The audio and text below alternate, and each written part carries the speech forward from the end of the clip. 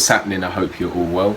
So this is my 4th boxing report, and I'm going to be covering a number of fights that have happened over the weekend. So let's get into the first one. George Arias versus Alante Green. George Arias has actually been a heavyweight. When I first watched George Arias, I was actually very impressed with him. You know, short heavyweight, explosive, dynamic, athletic. But as time has gone on, George Arias has not moved on in the pace that I would expect someone, or that I would have liked for him to have been moved on at.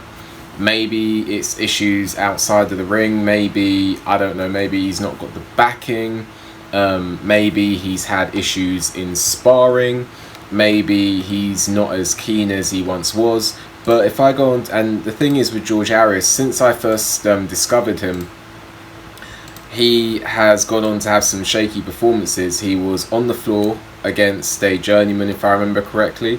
I believe it was Juan Godi. I may be wrong, but I think he was on the floor in that fight. I think he was definitely on the floor in a fight against a journeyman, and he came back to win it. And then he went on to have like a majority decision victory in an 8-rounder against a underwhelming opposition called Robert Sims. And he had a split decision against Cassius Chaney, which was one of his better performances in recent times.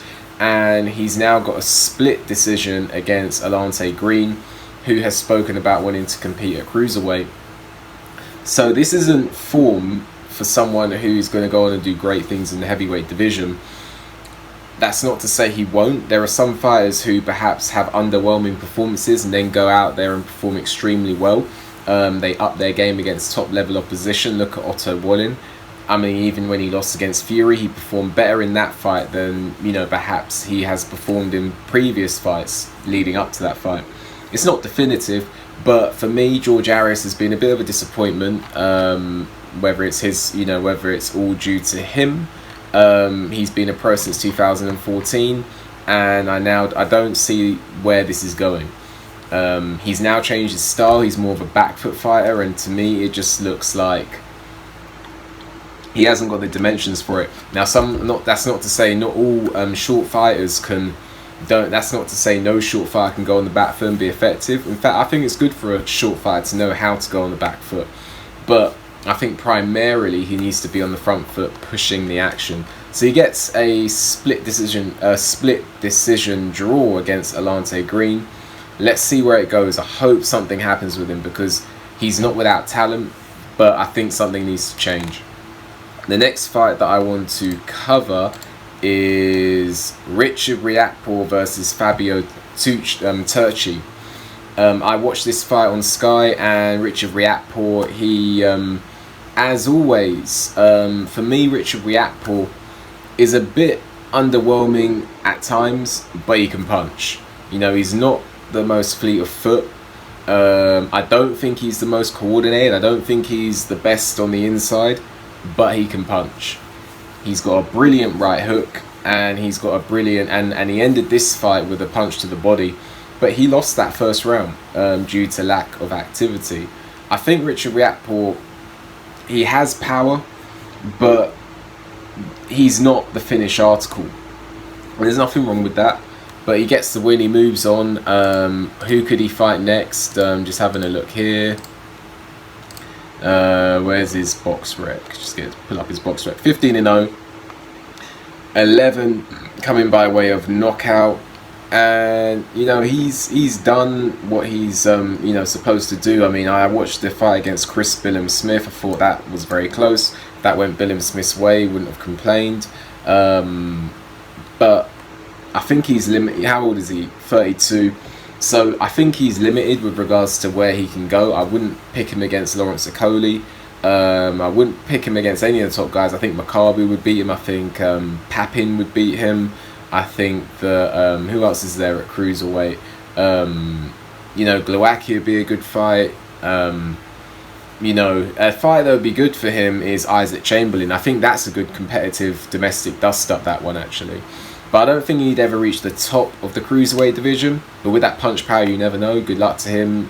If he goes and proves me wrong, then all the best to him. But I don't see him reaching the very top of the cruiserweight division. But, you know, it's he has that punch power. So that punch power can be a fight changer. Moving on from that, Jaime Munguia fought a fight I'd never heard of or watched before called Jimmy Kelly, who's actually from the UK. And Jimmy Kelly was actually boxing very effectively on the back foot, in and out, very amateurish style. And when I say amateurish style, I don't mean terrible. I don't mean fighting like an amateur. Amateurs are terrible. No, a lot of amateurs are very good. The amateur style tends to be in and out, tidy boxing. You know, fencing on the back foot, using your lead hand and controlling things at range. More tidy, less about physicality. And he was using that to his advantage. Jaime Munguia not got the best defense, and Jimmy Kelly was actually on the back foot, fencing with the jab, and connecting with Jaime Munguia with regularity. It's just in that 5th round, he got caught, he got hurt. I think he got hurt earlier to going down. And then he got, you know, he was softened up. He was definitely on wobbly legs from something else that maybe wasn't that noticeable. And then he got hit, and then he went down, and then he got put down again, and the ref stopped it. Could it have been a premature stoppage? I don't know, because the way he was going down, and he was having success in that fight. Although if you look here at the scorecards, it looks like 2 judges had Munguia up and 1 had it a draw. I wasn't scoring it, and I only watched the highlights, but maybe that's a bit inaccurate. But either way, Jaime Munguia gets the win. This fight was £165, so that's looking at super middle. That's over the middleweight limit, but I guess if that fight wasn't sanctioned for anything, it still counts as a middle. It says super middle on BoxRec. I don't think Jaime Munguia is looking to go super middle, so I think Jaime Munguia's got potential. He's 40-0. He beat, you know, people like Rosado, Cesc Moreta, Gary O'Sullivan. It's and Liam Smith. That's a very good win. Now it's time to test him at the very top of the middleweight division. And when I say that, I'm talking about Gennady Golovkin. I know he's just gone up to super middle, but that's a fight I'd like to see. Jamal Charlo, Chris Eubank Jr., Michael Zarafa. Derevianchenko, that's a great fight. Lara's just gone up to middle. Janibek. So there's fights out there that I'd like to see Jaime Munguia in. It's time to test him. Even more than he's already been tested, because he has been tested to a degree. Jalolov versus Mulowayi. I know I covered that fight before, but I've watched it in its entirety now. Jalolov looked very effective at distance control, using his southpaw stance and landing the straight left hand. He could very well end up being a heavyweight champion. I don't think he's going to be the most spectacular to watch, but I think he's going to be very technical, very effective, very powerful, very strong. And the knockout was excellent. So Jalolov, very good heavyweight. He beat someone who hadn't been stopped before. Every single fight he's had has ended by knockout, and he also knocked out Kamil Sokolowski, which is no easy feat. Raphael Akpejiori, he went in there, and because this is a guy who not many people really know. Akpejiori is a Nigerian-born fighting out of America heavyweight, and he is unbeaten, and all of his fights had ended by knockout.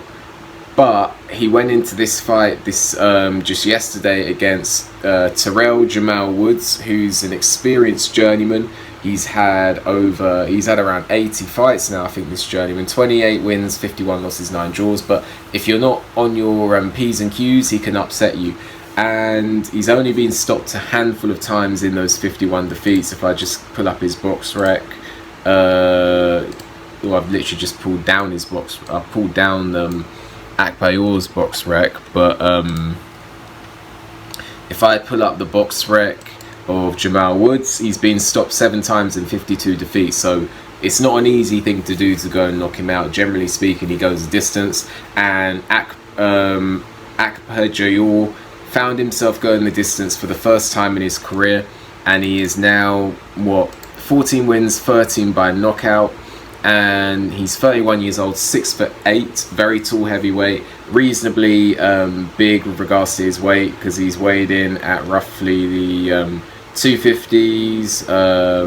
There's a very bizarre thing here that says that he actually weighed in at 186 pounds, which I think must be a mistake. But 266, 24, so he's generally around like 250 if you want to sustain an average there. If you want to look at an average, it would appear that he tends to weigh in at the 250s as an average. So quite a big guy with regards to weight, quite tall, very powerful, but he goes the distance for the first time. No shame in that, and I like to see him step up even more. He stepped up against an experienced journeyman. Let's see him against Kevin Johnson next, and then maybe Marius Wack and Garrett continue to build him, because at 31 years old, he's not that old, but at the same time, he hasn't exactly got all the time in the world to, you know, move on and upwards in the heavyweight division. You don't want him to be stepping up when he's past his best. I'm going to have a quick flick through box rec because there were other fights that I watched over the weekend. I may not necessarily remember. I caught the last round of Jermaine Brown versus Zach Chelly. Zach Chelly beat Jermaine Brown. Zach Chelly's a fighter I like. He's got power, he's got snap.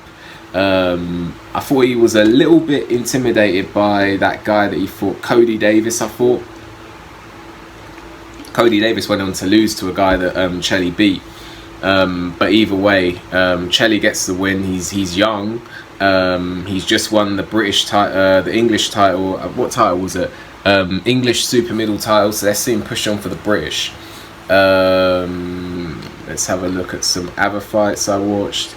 I watched a bit of Mark Leach versus Liam Davis on the BT card. Willie Hutchinson, a fighter who was causing damage in the light heavyweight division, or he's kind of yo-yoing in weight, but a fighter causing some damage. He went up against a fighter called Lennox Clark, I believe, and he got stopped in that fight. Maybe it was a bit too early for him. He made a comeback against a durable journeyman called Terrell, and he got a third round retirement stoppage victory. So let's see what happens with regards to Willie Hutchinson. I can't think of anything else, but that's my boxing report for this week.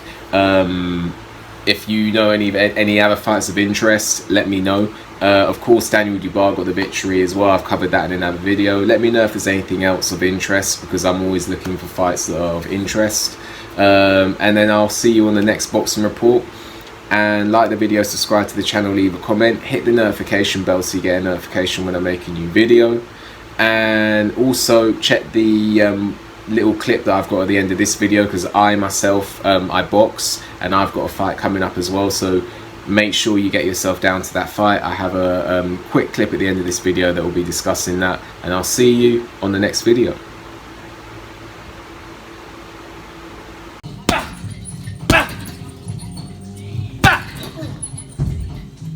What's happening?